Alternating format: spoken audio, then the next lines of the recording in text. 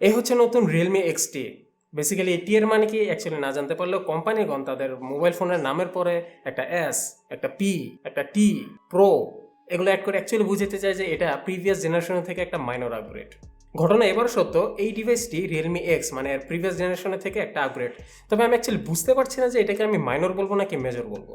অনেকের কাছে প্রতি বছরের মতো এবারেরও সব থেকে hyped anticipated device Redmi Note series কিছুটা স্টেপ ডাউন মনে হয়েছে।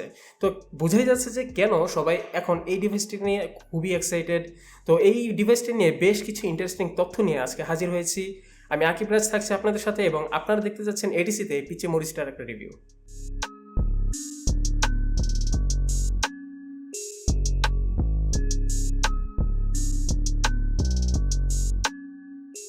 ভিডিওটির স্পন্সর গাজী ইলেকট্রনিক্স। ধন্যবাদ তাদেরকে Realme XT আমাদেরকে রিভিউ ইউনিট হিসেবে প্রদান করার জন্য। বেস মডেল অর্থাৎ 464GB 23 থেকে 24,000 টাকা থেকে শুরু হতে যাচ্ছে। বসুন্ধরা রয়েছে তাদের সব। ফেসবুক পেজে গিয়ে ঘুরে আসুন, জানতে পারবেন তাদের প্রোডাক্টের লেটেস্ট প্রাইস। সকল ইনফরমেশন পেয়ে যাবেন ডেসক্রিপশন বক্সে।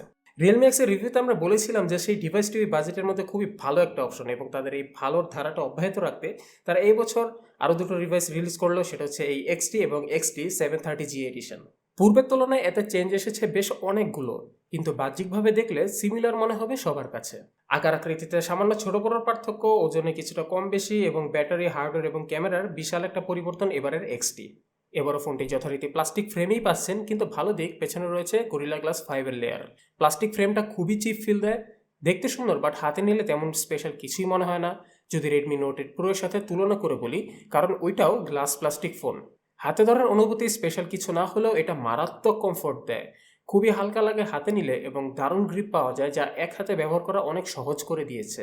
পরে যখন এটার ওয়েবসাইটে আমি এটার ওজনটা দেখলাম, আই ওয়াজ লিটারেলি শকড। 183 গ্রাম ওজন, বাট হাতে নিলে একদমই মনে হয় না। ভালো পরিমাণ স্লিম হওয়ার পরও ব্যাটারি ক্যাপাসিটি আগের থেকে বেশি এবং বাদ পড়েনি earphone jack port. USB type C পাচ্ছেন, স্পিকার এবং মাইক্রোফোনও পাচ্ছেন ফোনটির বটম সাইডে। টপ সাইডে সেকেন্ডারি মাইক্রোফোন, ডান পাশে একটি সোনালী অ্যাকসেন্টের পাওয়ার বাটন, লেফট সাইডে ভলিউম রকার্স। বাটন পজিশন ঠিকঠাকই আছে, কিন্তু মাঝে মাঝে আমি ফোনটার ডিসপ্লেটা যখন অফ করতে যাচ্ছিলাম তখন প্রায় স্ক্রিনশট উঠে যাচ্ছিল, অথবা পাওয়ার প্লাস ভলিউম আপে চাপ লেগে ফোনটি সাইলেন্ট মোডে চলে যাচ্ছিল, যা সাংঘাতিক বিরক্তি একটা ব্যাপার। আশা করি ওভার দ্য টাইম ইউজ করতে করতে এটা অভ্যাসে ঠিক হয়ে যাবে, আই হোপ। ডিজাইনে এবারের বড় রকমের চেঞ্জ, এতে পপ আপ ক্যামেরার বদলে দেওয়া হয়েছে একটা নচ, যা আমার কাছে লজিক্যাল মনে হয়েছে। ফোনে মুভিং পার্ট থাকাটা আসলেই একটা রিস্কের ব্যাপার। আর তাছাড়া Realme X ইউজার যারা রয়েছেন, আমি শুনতে পেয়েছি অনেকেই এই ব্যাপারটা নিয়ে কিছুটা অবজেকশন জানিয়েছিল, তাই রিয়েলমি এবার এই নচ সিস্টেমে মুভ করেছে। নচটা আসলে এত একটাও স্ক্রিন ব্লক করছিল না, তাই একে সেফই বলা যায় এই যাত্রায়। মাত্র 2টি কালার অপশন দিয়ে বাজারে লঞ্চ হয়েছে এটি। আমাদের কাছে আছে পার্ল হোয়াইট কালারটি, যা নীলটার চেয়ে জোস এবং দেখতেও কিছুটা Huawei P30 এর ব্রেদিং ক্রিস্টাল রংটার মতো লাগে। ডিজাইন নিয়ে আমার একটাই মতামত থাকবে, আর তা হচ্ছে এটার ওয়েট ডিস্ট্রিবিউশনটা এতটাই পারফেক্ট হয়েছে যে হাতে খুবই কমফোর্টেবল ফিল দেয়। তবে এটার প্লাস্টিক কোয়ালিটিটা আরেকটু ইমপ্রুভ করা গেলে আমার মনে হয় ভালো হতো। যথারীতি এতেও থাকছে সুপার অ্যামোলেড ডিসপ্লে, তবে একটু ছোট। 6.4 inch full HD plus display, 402 PPI. Notch আছে যেমনটা বললাম একটু আগে, কিন্তু স্টিল নো নোটিফিকেশন লাইট। এটা সত্যি একটা ইরিটেটিং মোমেন্ট, কারণ এটা খুব দরকারি একটা ফিচার। স্যামসাংয়ের তৈরি ডিসপ্লে প্যানেল বাজেট ডিসপ্লে হিসেবে খুবই ভালো। ডিপ ব্ল্যাক লেভেল, সুন্দর কালার রিপ্রোডাকশন এবং খুব একটা ব্রাইট না। আউটডোরে অপারেট করা একটু কষ্টকর হয়ে যায় ডিরেক্ট সানলাইটে। এটা ছাড়া আর কোনো নেগেটিভ দিক নেই সত্যি বলতে। খুবই স্লিম বেজেল, তথাপি 91.9% স্ক্রিন টু বডি রেশিও মিলে এটাকে সামনাসামনি দেখতে খুবই স্মার্ট লাগে। টাচ রেসপন্সও বেশ অ্যাকুরেট। মিডিয়া কন্টেন্ট দেখার অভিজ্ঞতা ছিল ভালো। লো ব্রাইটনেসে আই ফ্যাটিক জনিত সমস্যা না পড়তে থাকছে hardware DC dimming technology. AMOLED panel হয় আরেকটি সুবিধা, এতে বরাবরের মতোই পাবেন ইন ডিসপ্লে ফিঙ্গারপ্রিন্ট সেন্সর। সেন্সরটি এবার আপগ্রেড করা হয়েছে গোডিক্স 3.0-তে। মিড বাজেট ফোনে এত ফাস্ট ফিঙ্গারপ্রিন্ট সেন্সর খুব কমই ফোনে দেখা যায়। মিস্ত্রির জনিত ঝামেলায় পড়েনি, অ্যাকুরেসিও খুব ভালো পেয়েছি। বলতে হয় দামের মধ্যে সেরাটাই অফার করছে, এবং একই সাথে এতে থাকা face unlock is kind of useless. Fast unlock করে, বাট মাঝে মাঝে না তাকালেও আনলক করে, সো এটা ইউজ না করলেই ভালো। ফেস ক্যামেরার মধ্যে তোরা একজনের মিম দেখাইতে এসোস, আমার একটু দেখা তো। পারফরমেন্স সেক্টরে পাবেন Snapdragon 712 SoC, 2.3 GHz octa-core processor with Adreno 616। গেমিংয়ের জন্য বেশ ভালো একটা চিপসেট মিড রেঞ্জ ক্যাটাগরিতে, কিন্তু এটা মিডিয়াটেক G90T এর ধারে কাছেও নাই। মিডিয়াটেক এখানে খেলে দিলেও এফিসিয়েন্সির দিক দিয়ে স্ন্যাপড্রাগন 712 একটা বস। 10 nm প্রসেসিংয়ের এই চিপটি খুবই ভালো ব্যাটারি ইউসেজের দিক দিয়ে। গরমও তুলনামূলক কমই হয়েছে এতে, গেমিং পারফরমেন্স ছিল বেশ ভালো, সুন্দর গ্রাফিক্সের সাথে ভালো ফ্রেম রেট। যেহেতু এটা কোনো গেমিং স্পেশালিস্ট ডিভাইস না, তাই একে লেভেলে বিবেচনা করলে যে কোনো স্ন্যাপড্রাগন 600 সিরিজের থেকে ভালো গেমিং পাবেন এতে। পাবজি এতে মিডিয়াম সেটিংসে এবং অ্যাসল্ট 9 হাই সেটিংসে ভালো খেলা গিয়েছে। Budget wise it's a good to go device for the mobile gamers. আমাদের কাছে ছিল একদম বেস মডেলটি, অর্থাৎ 464 জিবি ভ্যারিয়েন্টটি, আর এটাতে dedicated micro SD card slot রয়েছে 256 জিবি পর্যন্ত বাড়িয়ে নেওয়ার জন্য। আফসোসের বিষয়, এটার কালার ওয়াইজ খুব বেশি পরিমাণে র্যাম খায়, তাই আমার এই 4 জিবি র্যামের ভ্যারিয়েন্টটিতে আমি 1.5 জিবির মতো ফাঁকা পাচ্ছিলাম এভরি টাইম। সো এই জন্য মাল্টিটাস্কিং সামটাইমস কিছুটা সমস্যা হচ্ছিল, খুব একটা বেশি না। আর যারা এটা 6 জিবি ভ্যারিয়েন্টটি কিনবেন তাদেরকে কোনো প্রকার হ্যাসেলে পড়তে হবে না আশা করি। এর battery backup is very good also.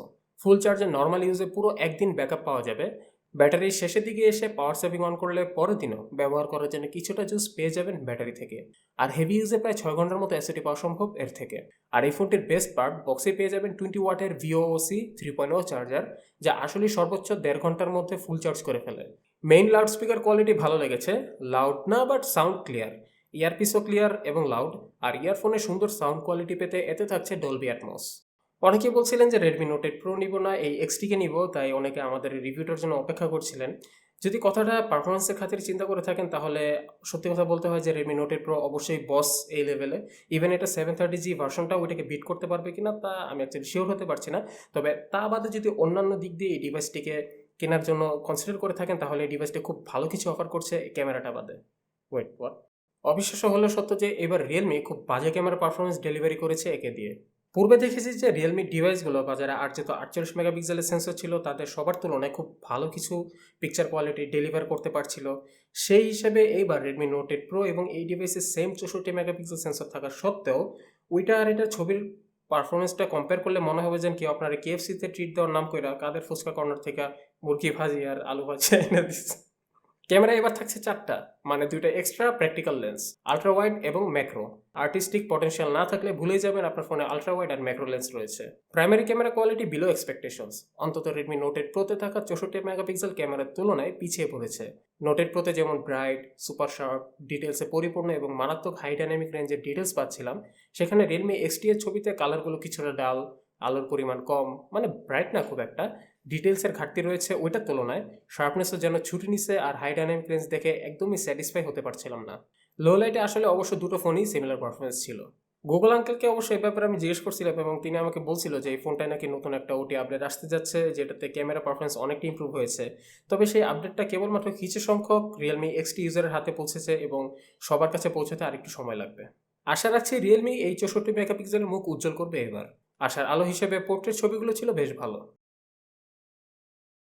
Ultrawide ক্যামেরাটি আর ভালোই বলা চলে, সাজে গাজায় সময় এগুলো একটা থাকলেই কাম হয়ে যেত। মেইন ক্যামেরার মতো ভালো কিছু না অবশ্যই, আর এদিকে আছে ম্যাক্রো ক্যামেরা সাবজেক্টের খুব ক্লোজ থেকে ছবি তোলার জন্য। ফ্রন্ট ক্যামেরা চেঞ্জ নেই, IMX4721 16 megapixel f2.0 front camera এর বেশ ভালো। লো লাইট ডে লাইট খুবই ভালো পারফর্ম করেছে এটি, সাথে পোর্ট্রেটও ছিল খুবই ভালো কন্ডিশন ওয়াইজ। ভিডিও সেকশনে 4K 30fps ম্যাক্স রেকর্ড করা যাবে।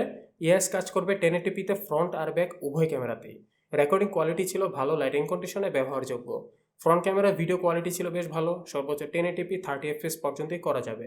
ম্যাক্রো এবং আল্ট্রাওয়াইড লেন্স দিয়ে ভিডিও করার কোনো অপশন রাখেনি রিয়েলমি, যেখানে সেম ক্যামেরা সেটআপ থাকা সত্ত্বেও রেডমি নোট 8 প্রোতে এই দুটো লেন্সে ভিডিও রেকর্ড করা যেত।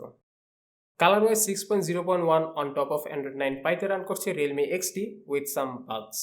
টেক্সট ম্যাগনিফাইতে কাজ করে না, তারপর ওতে VOC চার্জার লাগালে সামটাইমস লক স্ক্রিনে শো করে যে VOC দ্বারা চার্জ হচ্ছে না, এটা একটু অকওয়ার্ড লাগে দেখতে। আর এটার ডিসপ্লেটা রাত 12টার পর হালকা হলুদ হয়ে যায় এবং সকাল ঠিক 6টা বাজার সাথে সাথে সেটা আবার নর্মাল হয়ে যায়। এটা অফ করার কোনো সেটিংস নেই পুরো ফোনে। ইভেন এই ফোনটিতে বিল্ট ইনভাবে আই শিল্ড নামে একটা অপশন রয়েছে, যেটা অন করলে ডিসপ্লেটা আরও বেশি লাল হয়ে যায়। বাট এই লাল হওয়াটা অন বা অফ কোনো জায়গাতে আমি কোনো অপশন পেলাম না, এটা একটা কাইন্ড অফ সফটওয়্যার বাগ।